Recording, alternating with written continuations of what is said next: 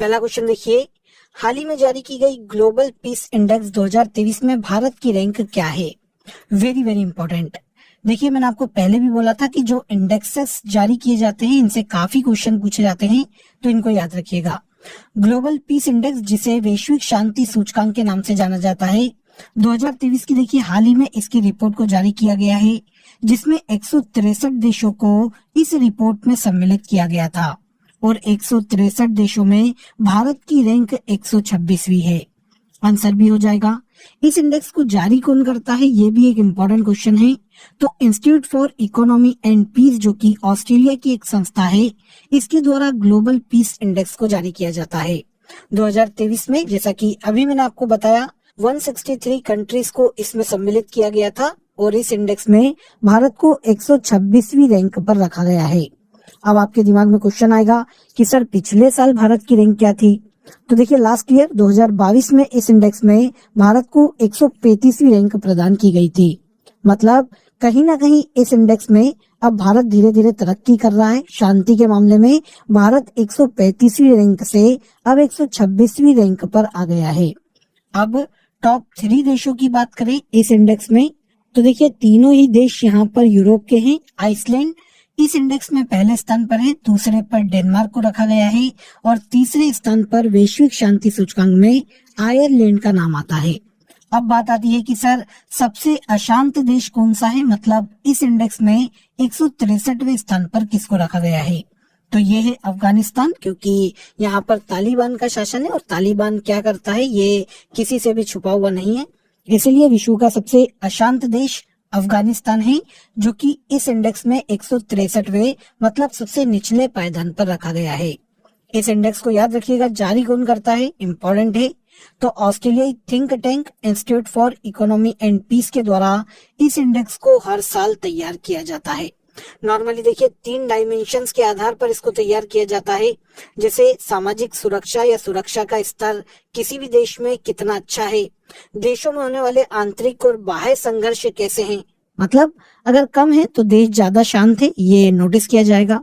सैन्यकरण, मतलब सैन्य क्षमता कितनी अच्छी है और सेना कितनी अच्छे से देश को टैकल कर रही है, देश के जो भी इश्यूज है उनको टैकल कर रही है, इस आधार पर इस इंडेक्स को तैयार किया जाता है।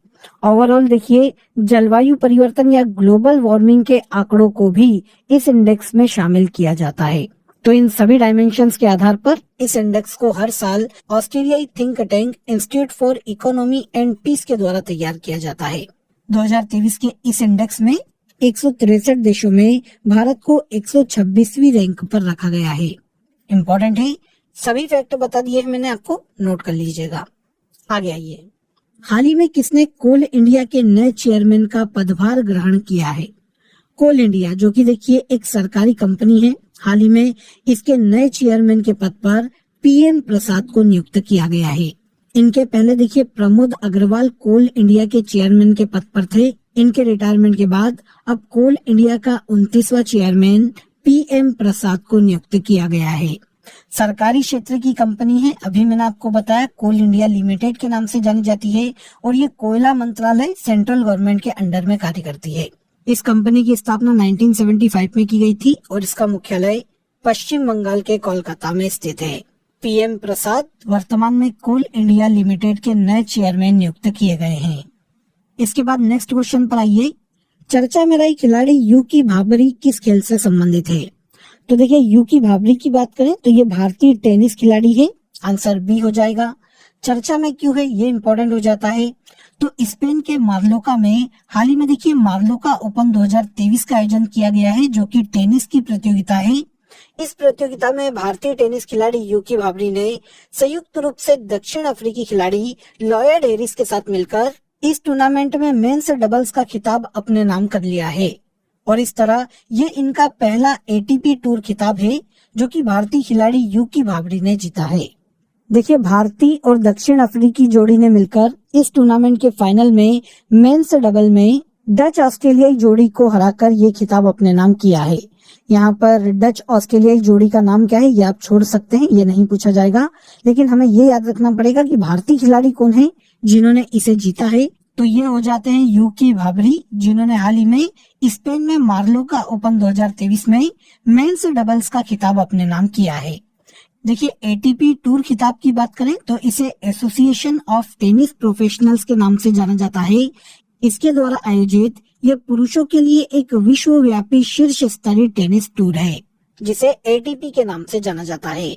इसी एसोसिएशन ऑफ टेनिस प्रोफेशनल्स के द्वारा मार्लोका ओपन 2023 का आयोजन किया गया है। अक्षर नदी क्रूज किस नदी पर निर्मित किया गया है? तो देखिए अक्षर नदी क्रूज का निर्माण हाल ही में गुजरात की साबरमती नदी पर किया गया है। केंद्रीय मंत्री अमित शाह ने देखिए हाल ही में वर्चुअल रूप से अहमदाबाद में साबरमती रिवर फ्रंट पर अक्षर नदी क्रूज का उद्घाटन किया।